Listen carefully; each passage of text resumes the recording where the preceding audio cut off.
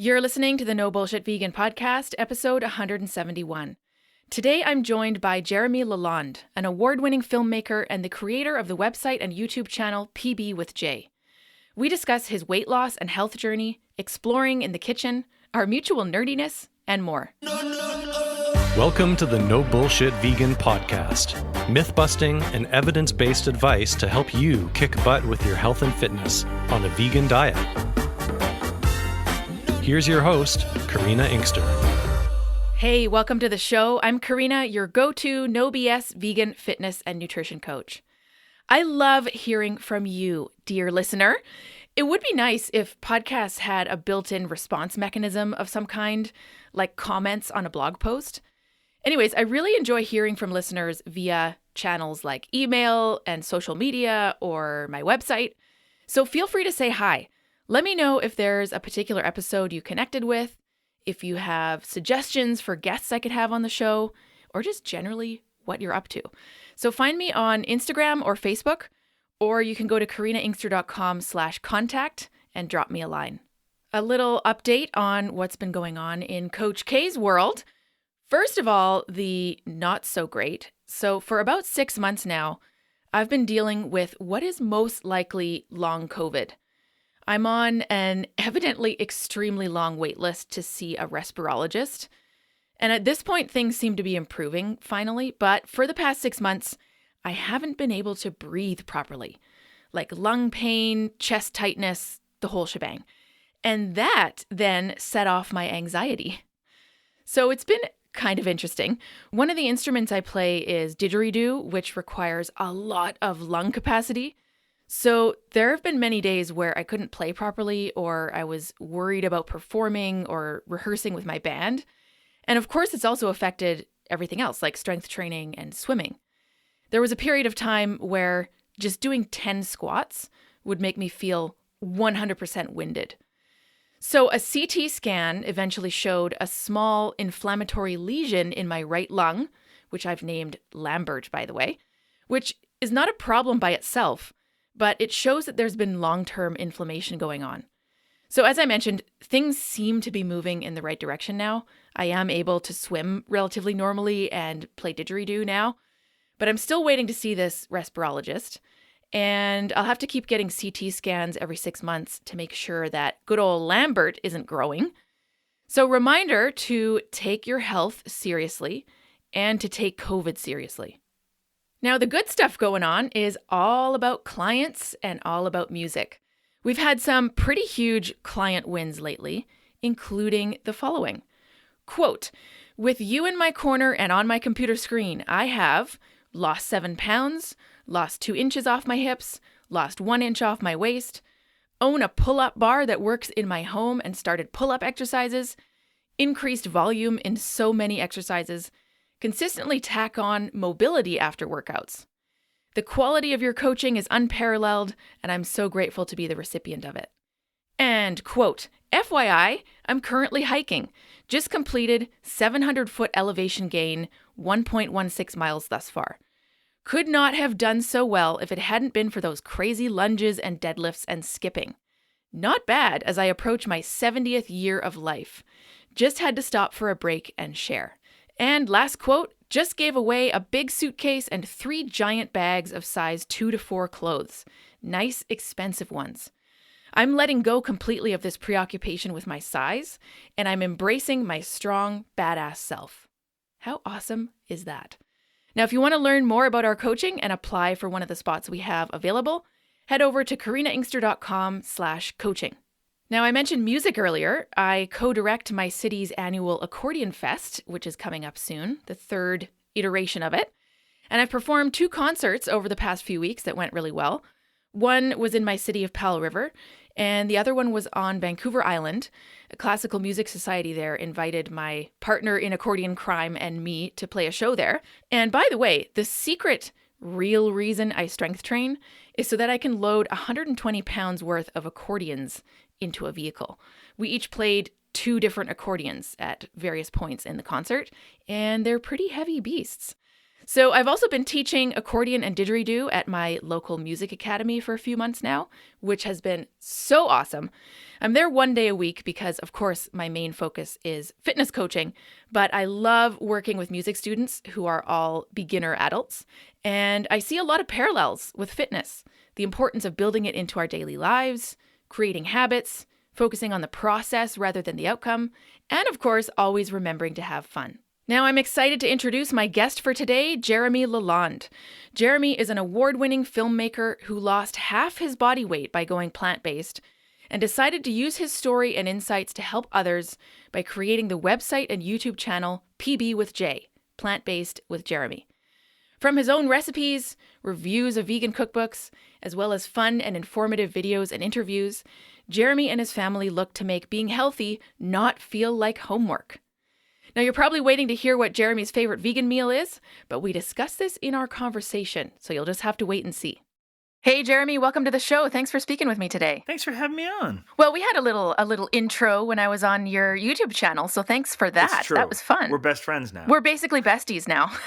Nerdy besties of the internet, yes. As it goes.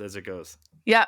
So if folks are listening to this and they have not seen the interview on Jeremy's channel, they can search PB with J on YouTube. Also, we're going to have links in our show notes, so the direct link will be there. But yeah, it's under the live video feed, right? Of things that you've done live streamed, essentially. Yeah.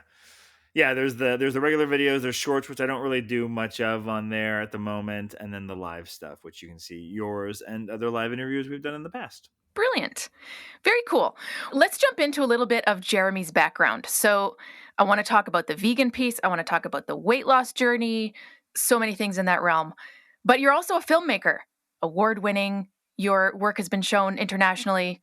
Pretty amazing. So can you tell me a little bit about that part of your life? Yeah, that was like the main focus of my life for the longest time, and still is to some extent.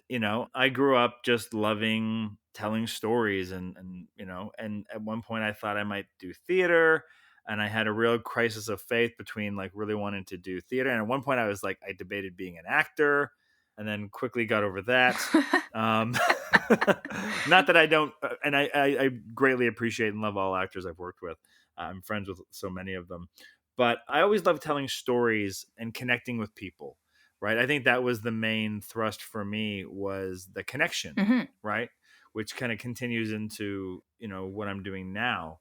Yeah. So I started off writing my own plays. And when I was in high school, I had an amazing drama teacher named Donna McEachran, who is sadly passed away a few years ago, but who was like a second mother to me and really kind of encouraged me to do whatever I wanted to do. And so I was able to write plays that our school would perform. Oh, that's amazing. And then I had my own little theater I had my own little theater company in the summer.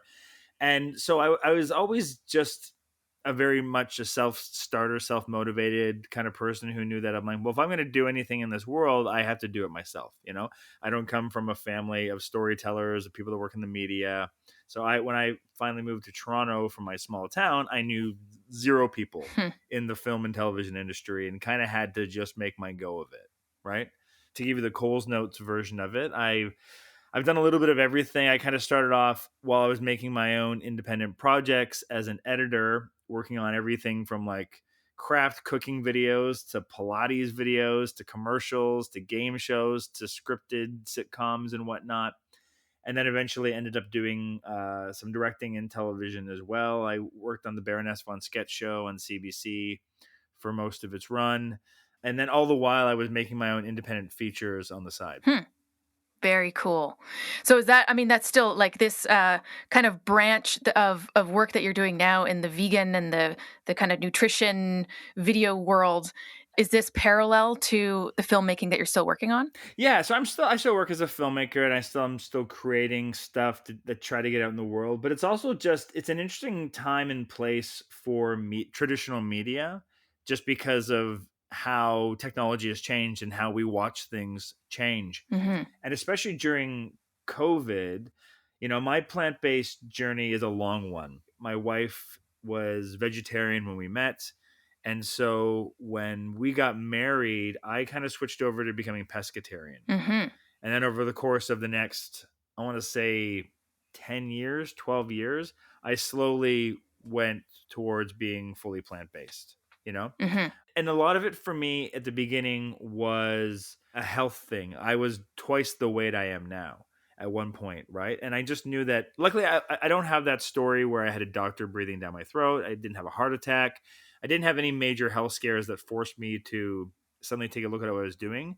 But I think I just was always overweight my entire life, always wanted to do something about it. But I also always just told myself, well, you want to have a career in film, and that has to be all encompassing. Like you don't have time to exercise.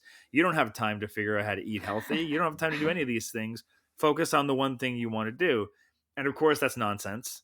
So I think finally I just woke up one day and I had like a big project coming up that wasn't starting for a little bit, and I just made a deal with myself. I said, for the next 3 months, you're gonna exercise every day for an hour, Hmm. and you're gonna start eating cleaner. And because I had a lot of periods in between that, before that, where I would join a gym for 6 months and then never go again. Hmm. And so it was a lot of false starts, right? But I just said, you're gonna do it for 3 months. You're gonna do it every single day. And if after 3 months there's no change to your weight, and your overall health, then we'll just accept that you're going to be a big dude for the rest of your life, and that's going to be fine, you know? And of course, the weight just fell off. I lost 10 pounds a month for 3 months in a row, Wow. and found that it wasn't that hard to do. And as I was going through that process, so I was already at that point, I was already pescatarian, but I started just looking at other stories of people who had had massive weight losses. And it led me down to, like, I think I read Penn Jillette's book Mm. of Penn and Teller. He wrote, I think can't remember what it's called. Oh, he had a massive weight loss, didn't he? Like 100 some odd pounds or something. Yeah.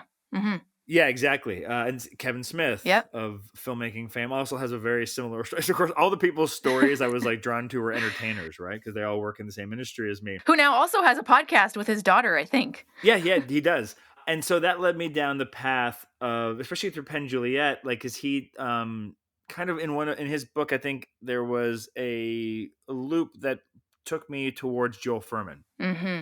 And then Michael Greger and all of those people. And then, of course, I just started reading all this information. And, once you start knowing all these things, it's hard to unknow them. And it's hard to reject science-based facts and all these kind of things. So it's funny that I don't have like a vegan anniversary. Is that if that's a term or not? Veganiversary? Yeah, I don't know. It's a term now. Now it is. It's the day you went vegan. I don't have that day where I'm like, I'm going cold turkey. It was literally, I was working on a post-production on a TV series, and someone brought in like these delicious cookies from this place in Toronto called Le Gourmand. And they're the most decadent cookies ever. I think there was like a half a pound of butter in every single cookie.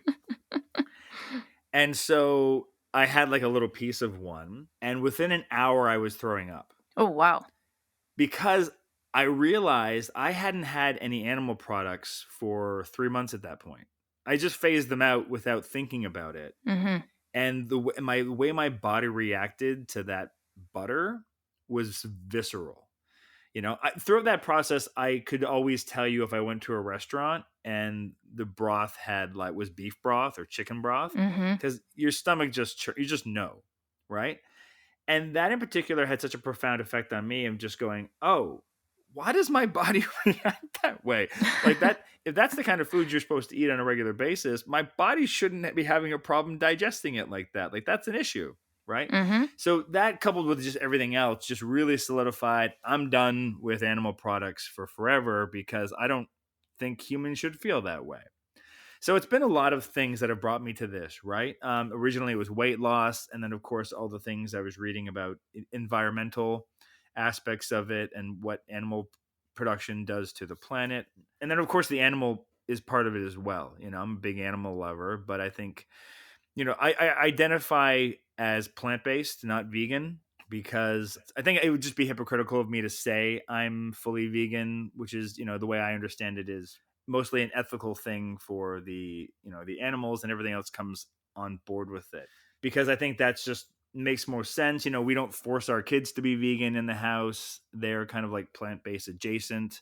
They're on their own journeys, and I'm never going to be the kind of parent that forces my kid to eat a certain way, because I think they just end up resenting you and rejecting it and doing whatever. Like, I think we've given them a really strong base of nutrition and understanding why we eat the way we eat and why we do what we do. And then the rest has to be left up to them. But I'm always shocked by how, they'll go off and how their junk food and, their treats and whatnot, but they never kind of push back, you know? And also they just find their way to it, They never kind of go too long on those tangents where all of a sudden they don't just want something clean to eat. Interesting. It's an interesting point you made about the vegan and the plant-based, because I feel like nowadays vegan, the term, is kind of loaded, and a lot of folks choose not to use it for reasons that may or may not include the ethical side or just like the baggage that the term has associated with it for whatever reason. Yeah. But then on the other hand, it's the same with the plant-based though, right? Where generally plant-based just means our diet and not necessarily the ethics around it, and not using products that were tested on animals and not using leather and wool. And like there's this whole other aspect of veganism, right? So I think generally plant-based is just dietary, if I'm understanding how most people use it. Sadly, what I think the average person associates the word vegan with is like militant anger, you know? Mm-hmm. Which is justified over like the atrocities that people plague upon animals and whatnot, right? But I think sadly what history has proven to us over the last couple of decades is that the average person doesn't actually care. Unfortunately, that's just it. Like, if they did, we would become vegan very quickly in this world. It was funny. I was just watching a video last night on YouTube of this really well-spoken, very calm guy talking to other people and just kind of questioning their choices and saying all the right things. And like, well, do you understand that this is what happens to cows and this is how they get the milk and all this and the babies? And you're just watching the people. And it's like, and in the moment, of course they care. Of course they're horrified. But the next day, they're still going to go off and have a hamburger. They care in that moment because the camera's on them. And also, they're a human being. They're going to react. But I think because it's so far removed and they can just put their blinders off and see meat as a product and not something that actually came from a living thing, I just don't think that that's the kind of piece of the puzzle that's going to eventually shift more people towards eating less animals. I think sadly, the main thing, especially in the experience that I've seen from people that follow my content and the conversations I have, is health. It's like people have a health scare and then realize there's a lot of benefits to eating a non-animal focused lifestyle. Or it's the environmental puzzle, right? Because it affects where they live and their children's futures, right? I think the sad thing is unfortunately, people just don't care about the animals because they don't see them. They're not part of what happens to them, but they can relate to their own health or the environment collapsing around them. Yeah, and people sometimes, we mentioned Kevin Smith earlier. They do have health scares where, he almost died, right? And then was basically told, dude, you have to go vegan if you want to have any chance of not having a heart attack again. Yeah. So there are people who do have health scares, and then of course they make a change because that affects their ability to live. But I think you're right. The things that we all kind of want people to go vegan for as so-called ethical vegans are in reality not why a lot of people come to veganism. But I do feel like the ethics piece is included at some point. Even like yourself, you came to veganism for a different reason, but now it's included as part of the motivation. I think for sure. I think anyone that ends up like identifying themselves as plant-based can't help but like eventually see that triangle of animals, environment, health. Right. And I think no matter which entry point you come in at, those other two work their way into your life somehow. Although to that point, I think people that just start off straight as like animal activist vegans don't necessarily care about the health aspect, right? I think that's where you get a lot of the fast food vegans, right? That's true too. Potentially. But I think definitely anyone that comes in plant-based for, their own personal reasons ends up really understanding the animal side and caring about that a lot. Especially for me, even, notwithstanding, just knowing the horrors that are visited upon these poor creatures, and I know that argument is like, well, if it wasn't for the meat industry, they wouldn't exist. So is it better that they have no life than have that? It's like, yeah, it's better that they don't exist. Yeah, I would agree. That they're tortured and have given a terrible life. Exactly. Look, I call myself an ethical vegan, right? Now, that doesn't mean I don't care about my own health, but it does mean that veganism and health are separate for me. And that might be different for you. Veganism for me was entirely ethical. When I was 16, I went vegan because I didn't want to.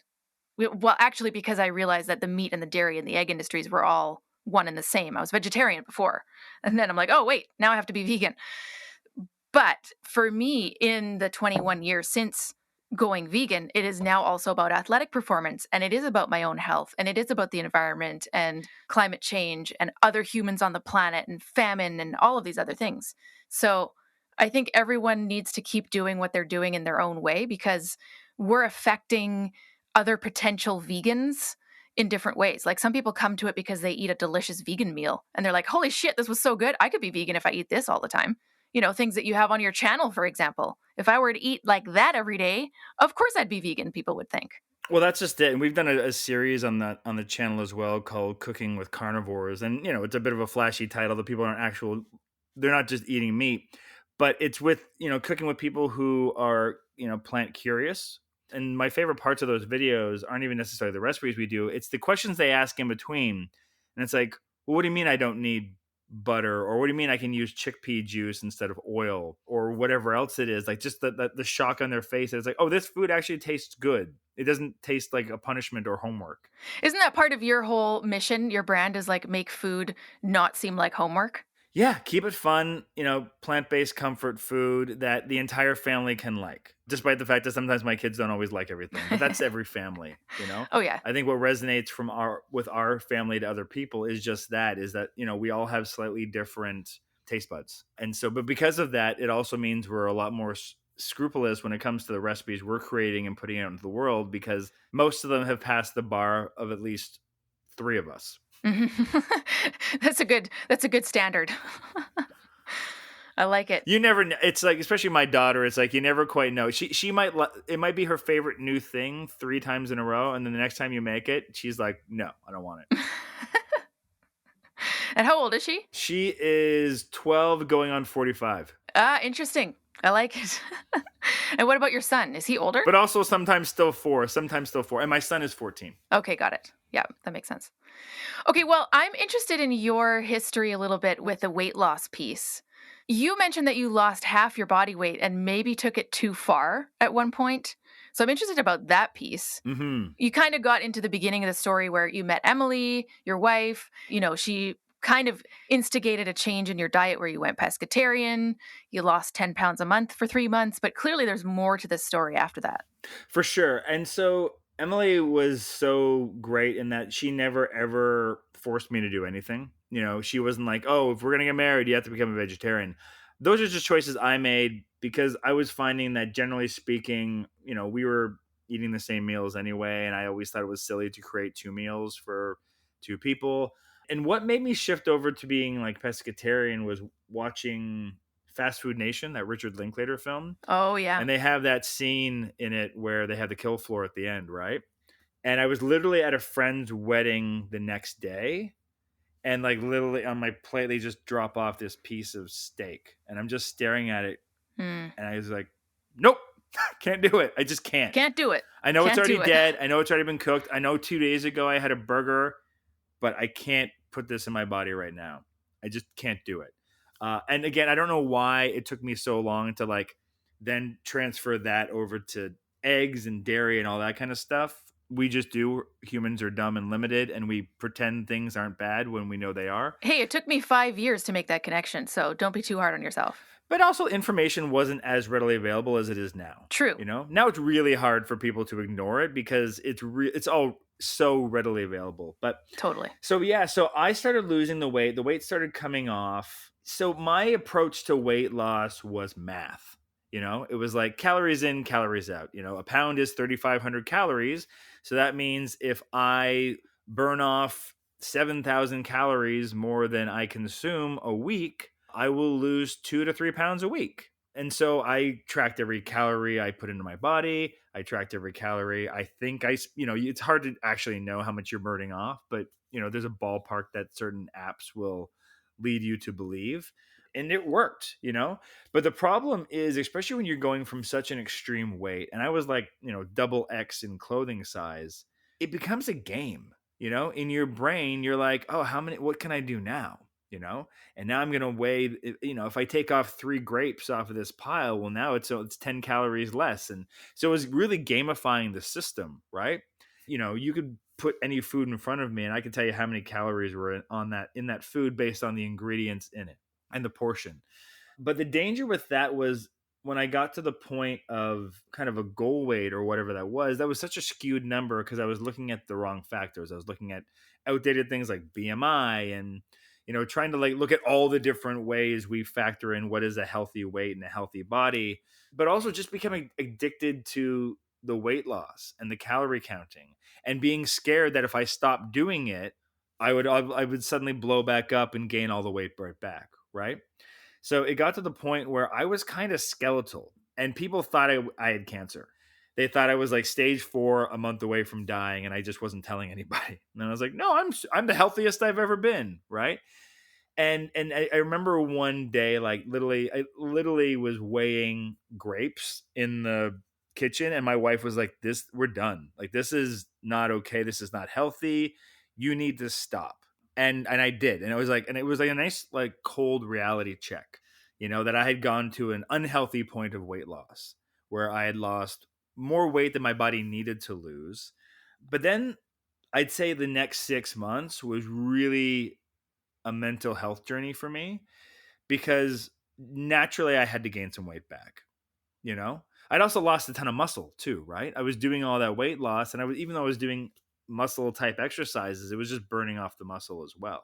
The next 6 months was me just trying to find a balance. And also when you start gaining weight again, as someone who went from like a double X to a size small, it's a head trip, right? You're worried that is it going to stop coming back? When will it peter out? So it probably took about 6 months and I gained back, 30 or 40 pounds that I had lost in that process, which is horrifying when you think about it. Like, I gained 40 pounds. Oh my goodness. Most people that would put you into the obese range. But for me, it actually just put me into the healthy weight range where now I maintain what I would consider not a goal weight anymore. I don't believe in goal weight. I like to think of it as like my best weight. It's the weight that I can maintain eating the way I like to eat which has a really healthy balance, but also lets me have a vegan donut every now and then if I want one. And also the amount of exercise and activity that I can fit into a week realistically with my lifestyle, right? And I've been able to maintain that same weight within like a 5-pound fluctuation, depending on what's going on in my life in that moment, for 2 years. That's amazing. Good for you. And I like that you said outdated measures like BMI because it doesn't take into effect, especially strength training, but just muscle mass in general. And as you mentioned, folks who do really, really drastic weight loss journeys, even if it takes 2 years. I mean, I'm not talking about like a fast, quick fix here. I just mean like you as a human have lost half of your body mass. Like, that's pretty significant. So in that case, yeah, of course, you're also losing muscle mass and probably bone density and other things, right? That isn't really included in a measure like BMI.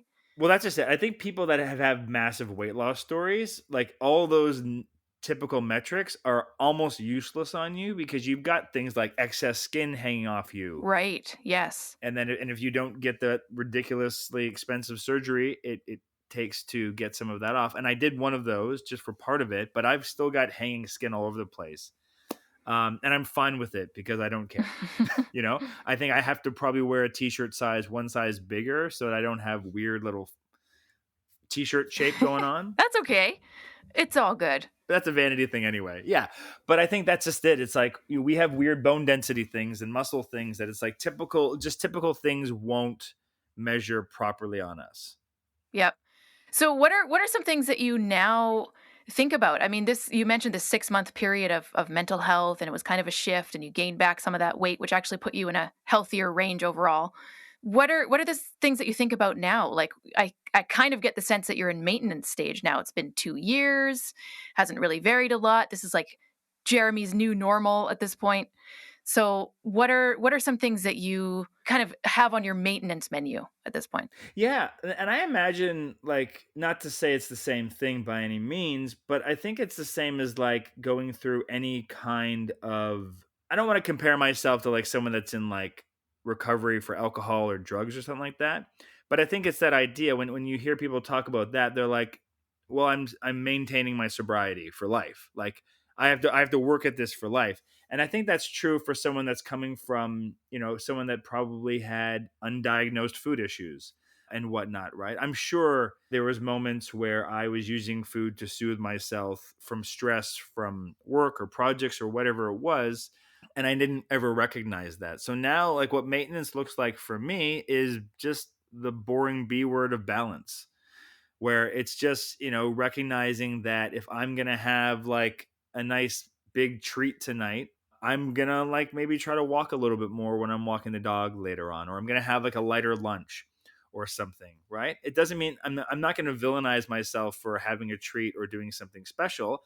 I'm just going to recognize that, oh, I should try to like counteract that somewhere else, right? Or the next day I eat a little bit lighter, but also just recognizing those triggers too, is that it's like, I think I grew up in a house too where it was, you had to finish everything that was on your plate or you couldn't leave the Right. table. That's pretty common. Did you say that was you too? No, it's just pretty common. It wasn't thankfully for me, but it's teaching kids from a very young age to ignore their internal hunger cues. And it's all about the external environment at that point. So it can be pretty tough. And honestly, I'm still trying to figure out my internal hunger cues as like a 40 something year old man, because I was just trained, you finish what you put on your plate. Yes. Whether you're still hungry or not, you have to finish that, because otherwise you're wasting food, and that's bad. My mother would Mm-hmm. always like, Mm-hmm. there's children in the children in wherever she would, whatever, outdated things she would say, that don't have enough food, and so you should be grateful and eat it. As an obese child, she's telling me to finish my plate, right? Mm-hmm. So that was one of our rules when I had our kids. It was like, you don't have to eat anything on your plate. If you're not hungry, don't eat tonight. We'll put it away. You can eat it when you are hungry. That's your meal. Doesn't mean you can go off and have like Mm-hmm. junk or a Mm-hmm. treat. That's good. That's your meal if you're hungry, but you don't have to eat it right now if you're not. Mm-hmm. And if you get halfway through it, put the rest in the fridge and we'll eat it as leftovers. Because I hated that was my upbringing, and that was and my parents didn't know any better. I think that's the same thing that happened to them, right? And they grew up as parents that went through a depression, right? So it's like, then for sure you didn't waste any food in those households, right? With the way they were raised. So I don't begrudge them that. They were doing the best they could at the time, but it certainly had impacts on me, where now it's like I try to be smarter and put less on my plate, knowing I can go back and get more, as opposed to overloading my plate with what I think I need to eat and then forcing myself to finish it. Exactly. Yeah. Well, do you feel like a lot of folks, not you specifically necessarily, but a lot of people who were in similar situations where they could stand to lose half their body weight, do you think a lot of that comes down to early experiences? I mean, you mentioned you were a larger child, even though you were super active, right? You used to play football and lots of sports in high school and such. Yeah. I was played football in high school, and that probably messed me up too, because especially when you're a teenager, your body is just like burning calories, right? You can kind of eat whatever you want. And for football practice, we did football for 2 hours a day, every single day, in heavy equipment out there on the field. And I was already big, like I was on the line, I was a center on the offense. But you were starving by the end of those practices. And so it would be nothing for me to eat a day's worth of calories in one meal just to catch up, and I would burn it all off. But then of course when I stopped playing football, I didn't stop eating that way, because my brain was trained to go, oh, this is the amount of food it takes to make you full, regardless of the fact that you're not expending nearly that amount of calories. So I was in okay shape when I was playing football in the first couple of years of high school. And then when I stopped, my weight just really ballooned really, really fast. But at that point, I was obsessed with career stuff and what I wanted to do with my life. And so that just wasn't a priority for me at the time. Well, there's a really nice quote on your website about building blocks of what you think good health is. And it's based around three things for you: the way you eat, move, and think. So we've been talking about the food piece, we've been talking about the move piece. What about the think piece? I know you're into meditation. Is that something that came along with this journey? Is that something that's been in the background this whole time? What's the deal? That's the most important piece. Without that piece, the other two don't work. And that's what I said earlier on. I'm like, I woke up that day and decided I'm going to work harder at this. I'm going to devote the next 3 months to working on this. And where the mind goes, the body follows. And that's why anyone that comes to me asking for help to lose weight or to do whatever, I always try to figure out what their why is, right? And if it's emotional and if it's real, because anyone that doesn't actually want to do it won't be able to. If you don't want to, lose weight by eating healthy and being healthy, you won't. If you don't actually want to go plant-based or vegan, you won't. If someone's forcing you to do it, it's not going to happen. Even if it's a doctor is telling you you're on death's door, it's not going to help you if you don't actually want to do it. And once you want to do it, it's so easy because the resources are out there, whether it's, this podcast, working with someone like you, my YouTube channel, or any of the other hundreds of great plant-based vegan YouTube channels that are out there.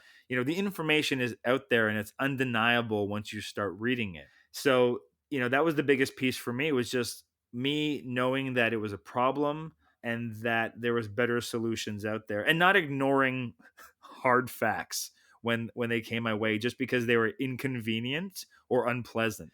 I'm just going, oh, now I know that I can't unknow that. Once I decided I was going to work out every day, my body got its butt in gear and did it. So, what advice do you give to folks to get to the point where they want to work out every day? I highly recommend starting your day with it, because your brain is just kind of an autopilot in the morning. And if you don't like it, it's a good time of day to do it, because then it's over with too. And and usually you have breakfast as a reward afterwards. But also, especially for working out, I think it's just like, there's some people that just don't want to actually exercise or do like what we would call a traditional workout. So for those people, just find other ways to move. Maybe there's a sport you enjoy. Maybe you can learn to love walking. Get a dog. They will require you to walk. Find some podcasts like this one. That's when I listen to all my podcasts, is when I'm walking my dog. And what's great about it is that it will sometimes make me go, well, actually, I want to listen to the whole episode, and it's 40 minutes long. So maybe I'll go on a little bit longer of a walk, right? Just finding a way to move that is enjoyable for you. So if you don't like traditional workouts, try a sport, right? And if you don't like sports at all, then walk. Find some way. And there's also just other hacks you can do, right? Like whenever you go somewhere, park a block or two away and force yourself to walk that little extra further, right? There's always little things we can do to just add movement into our day. I think that's a really great reminder, because a lot of people will just think of the gym as the one option for what it means to work out or to be active. And look, that's like 2% of the population, basically, who goes to the gym even semi-regularly. It's not the environment for a lot of people. It's not accessible to a lot of people. A lot of people just don't enjoy it, and that's totally fine. So I feel like it's a good reminder that, hey, you can walk. We have clients who do all sorts of really cool stuff like archery and like canoe portaging and rock climbing. And they're like, that's their main sport. They're strength training so that they don't get injured doing all the other cool stuff they're doing. So there's options. I mean, you could do like axe throwing. You could do so many things that are moving your body and not a quote workout if that's not your jam, which is totally cool. That's just it. And for those that don't want to join a gym either, I know especially a lot of people, there's a lot of people that when they start off, especially if they're coming from a weight loss journey, they just feel uncomfortable in a gym, which is the saddest thing. I think it's so sad when, someone that might be larger ends up in a gym and people stare at them. Because like, that's the person who should be. Well, they feel like they're staring at them. They're not actually. I think you're right. They feel like that, which is sad, because it's like, those are the people that should be held up on a pedestal at a gym going, thank you for being here. Good for you. Like, how hard was it for you to walk in this door? Totally. Clearly, you're coming from a path that was not related to this life and trying to get healthy. So kudos to you. The trumpet should blare in whatever way that doesn't embarrass them.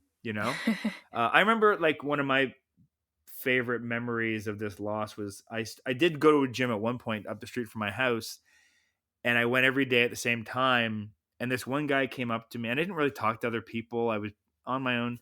This one guy came up to me who was also there every day at the same time. And he just said, I just want to let you know that I've been watching you over the last 6 months, and you're incredible. And that like, I broke into tears. Oh, wow. What a nice compliment. Because it was just like, he's like, I just like, it's, I wouldn't believe if I just saw you that day and saw you today, I wouldn't believe it's the same person. And just like your dedication is like, I don't want to bother you. I don't want to bug you, but and that meant the world to me. So, note to other people listening too, if you see someone in that situation, say something to them, because it's so affirming that other people recognize the journey they're on. Mm-hmm. The other version I got of that one time was at like a film and television industry event. Someone who I kind of casually knew but hadn't seen in a long time asked me if I had ever been told that I looked like a skinny version of Jeremy LaLonde. No way. I'm Oh my not God, kidding. that's hilarious. And you're like, well, in fact. Yeah, I was like, let me take off my glasses. It's like, oh, it's you. But that was my favorite version of that made them feel awful. But Aw, I thought it was pretty funny. of Uh, course. but yeah, That's but the for me now, so best. I don't go to the gym because I just find it just like it just takes so much effort to go there and come back. But my whole setup is on YouTube at home with like a yoga mat and weights, It's all you need. and I just, I started off with just the resistance bands and the mat, and I've just upgraded to those adjustable weights. So it's like two dumbbells that I can like Oh, I love those. switch Yep. from like 2 Hmm. pounds to 52 pounds. I have the same ones. Best investment in my whole gym. Yeah, I will say this, they're not the cheapest thing to buy, but No, they take up very little space, and that's what I'm working on now with my health stuff. It's just building that muscle back up that I lost. totally. Yep.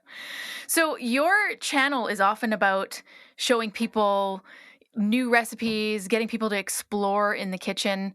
Is that kind of one of the missions you have with the channel, is to get people to be creative and think about the abundance of veganism or plant-based eating versus like, here's a list of foods you can no longer eat, and kind of be more restrictive in that sense? Yeah, I always try to like look at the positive side of it. I don't want people to think of like things they can't do. I want them to think of the things they can do.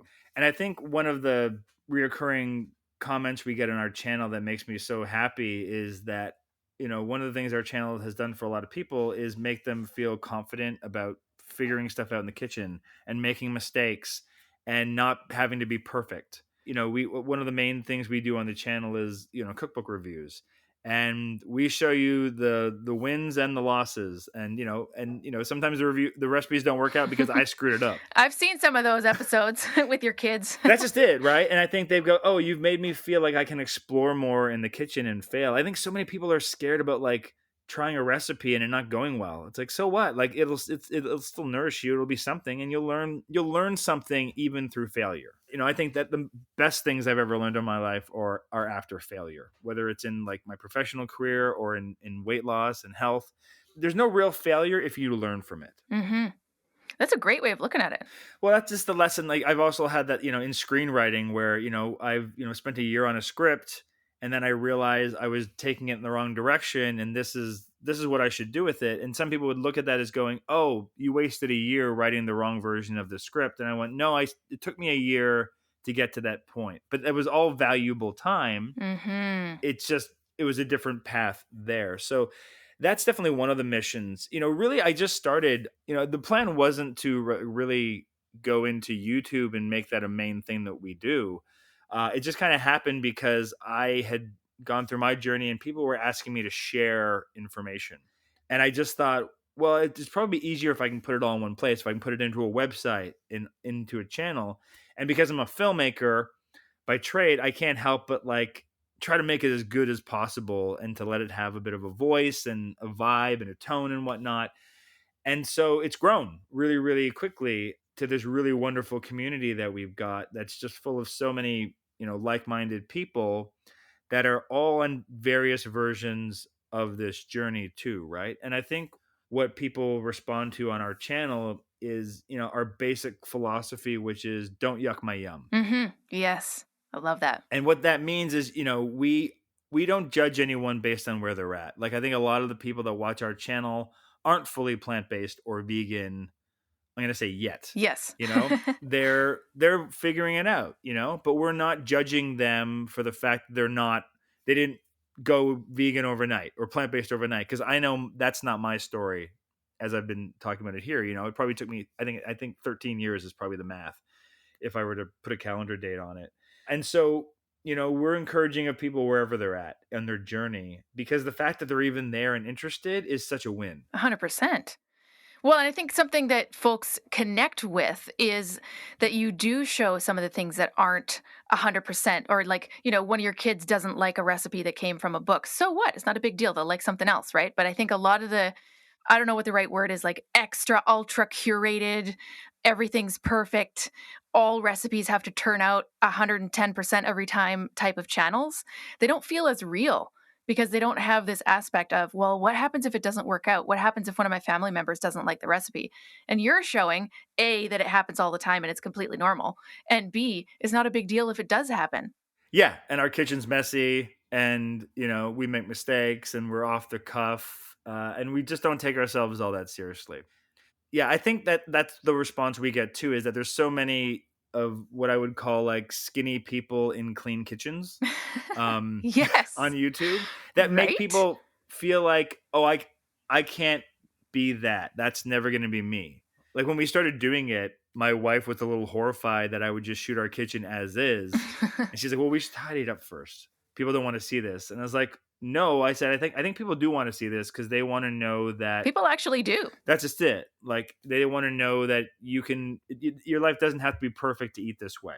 And I think that's just what it is. I think what we want is this to seem like we're just a normal family full of a bunch of idiots. But and if we can do it, anyone else can do it. Right. I love that. Well, my grandma on my dad's side was a home ec teacher for her whole career. And she used to say something along the lines of, a clean kitchen is a sign of a wasted life. And I was like, yes, I can get behind that because my kitchen is never clean. Preach, Grandma. Right? Yeah. Amazing. So you have a membership program on the Mighty network, which I'm actually on for a different group. So tell me about this. Mighty is just kind of like a general networking platform that people can use to create their own communities. So what is the deal with yours? Yeah, it's like a different version of like a Discord, I think, kind of thing, right? It's just one of those extra things. We like to think of ours as like PB with J, which is our YouTube channel, like 2.0, Okay. right? It's like the next step if you want to be that much further like into the community. Hmm. Because one thing I've done from the start of our channel is I respond to pretty much every single comment that comes on through, because people are often asking questions. I want to let them feel like there is someone at the other end of this. But as the channel grows, it's become harder to stay on top of all those conversations, and things get lost in threads and whatnot. And so, what I wanted was to create a space for people to come, because the other challenge that I see with people is that a lot of them aren't fortunate like I am, where more or less my entire family is on board and I have support and backup at home. A lot of these people are in families where they're the only person doing this, or they are living in an area where they're the only person they know that eats this way. So I wanted to create a community online for people that are like-minded like us. Maybe they're not all perfect. They don't yuck anyone's yum, where they could come and they could ask questions and not feel like they're stupid or not feel like they're going to be judged. And so that's what I wanted to create. And that's really the heart of that community, is the message board type thing and questions and people sharing information. And then there's other perks on top of that, like people get early access to our videos. We do a monthly members only live stream and some other things just to kind of put a cherry on top. But really, it's about that next level of just communication with each other, where they're able to like form these friendships and, communications with them as well as me. And the beauty is too, is it's not even like necessarily me driving every single post and thread, because it's possible for every single person to start their own conversation and bring things to it. And that's what I love about it, is it's this thing that's, we're only about a month into this community, but there's already about 100 members or so, and it's really, really active. It's already grown beyond my expectations. So I'm excited to see where it'll go from there. Interesting. It's given me some ideas of like communities and things that are off social media, because I, as most listeners know, have a love-hate relationship with social media. So it's kind of one of those things where you don't have to have a Facebook account, you don't have to be on Instagram. It's kind of a whole separate thing and you're going there for one specific purpose, not just to scroll through a whole bunch of shit that you don't care about. You're there for a reason, for the community that you signed up for. Yeah, and it's going to be curated by me. I'm not going to let any trolls in there.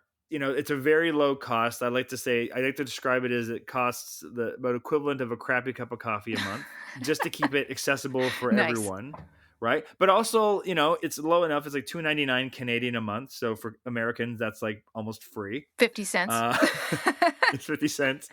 But it also creates that barrier where someone who just wants to yell at me and mock my beliefs isn't going to pay that to come in and do so. Definitely not. That's a good point. No, people only want to yell at you for free. That's the toll for them. Yeah, exactly. The troll toll, in a way. It's kind of the reverse of that, though. Awesome. Well, Jeremy, one thing I did not see in your guest intake form was your favorite vegan meal. So you'll have to tell me now what that is. And maybe it changes over the seasons, but what is your current favorite? You know what? I'm going to give a shout out to the meal I just made that's sitting on my stove. It's one of my son's favorites. It's a clamless tofu chowder. Ooh, interesting. I've never tried making anything like that. Yeah, and it's something. It's not on our website. We are working towards making our own book, and that's a recipe that'll be in there. I have made it on the channel though. There's one of our cooking for carnivore videos. I made it for some people, so you can see like an early version of the recipe in there. It's modified since then, but yeah, it's our take on like a clam chowder. Amazing. You kind of teased a book here. Is that the next project for you? Is that kind of what's on the horizon at this point? Yeah, people have been asking for it for a while, and now it's like almost like a weekly, if not daily things. We get messages asking when our cookbook's coming out. And so we're navigating that, and that's the kind of thing that I don't come from that world, so I'm learning a lot about it as we go. And it's something that we're hoping to get out as soon as possible. I think we're going to do it ourselves for this first thing, just because I think we can control that and we can put it out in a timely way, as opposed to having to spend years working with publishers and whatnot. And so I think we're going to do it that way. Like I said earlier, it's like, I'm a DIY guy. It's like, I always created my own independent films. I created my own theater company when I was a kid. I've done all this stuff on YouTube myself. I like to be in control and not to have to wait for somebody else to tell me I can do something. Mm-hmm. Well, self-publishing is going to be the way to go then, for sure. Self-starters, it's a perfect project for that. Awesome. Well, Jeremy, it was great to speak and lovely to connect again. Anything you want to leave our listeners with, kind of as we're finishing up here? No, if you haven't checked it out yet, go to our website, pbwithj.ca. Inside there, we have a lot of recipes that you can see on our YouTube channel as well. We have also got some fun merch in there, t-shirts and other things. And all the links to everything are in there, from our Instagram to our YouTube to our Mighty Network.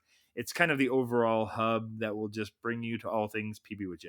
Brilliant. And we also will have links in our show notes. So we'll just have one link to your Mighty Network. We'll have a link to your main channel on YouTube, and then folks can just go there as well. But it's great speaking with you. Thanks so much for coming on the show. Thanks for having me. Jeremy, thanks again for joining me. Make sure you check out our show notes at nobullshitvegan.com/171 to connect with Jeremy, and to see my live interview with him on his YouTube channel if you haven't checked that out yet. Thanks so much for tuning in. Thanks for listening to the No Bullshit Vegan podcast at nobullshitvegan.com.